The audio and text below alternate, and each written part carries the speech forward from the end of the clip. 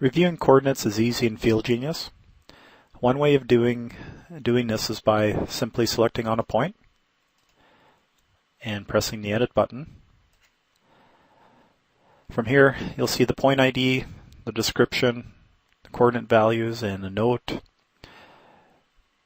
Another way of doing it, our user defined button, default for that button is to open up the point database.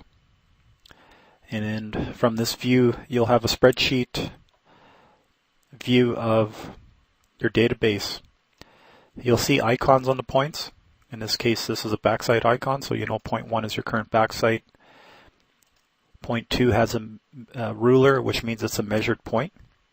So you can easily scroll through the database here and see what points have been measured. When you see this icon of a person, that means it's a user-defined point, which means I manually entered in that point. 1, 2, 3 icon means this was a calculated point. And these points, if you want, you can highlight it and you can edit, delete, add. You can search for a point if you needed to.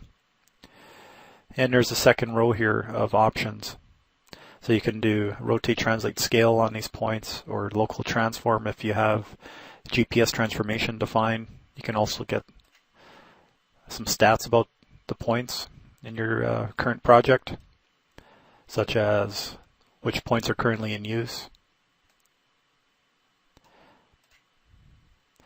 And the map view, what that does if you select a group of points, and you can also use the control key or shift key and you press the map view, will highlight those points in the map for you. In this case, we can see those points I've highlighted are right here. And that's how you can view coordinates in FieldGenius.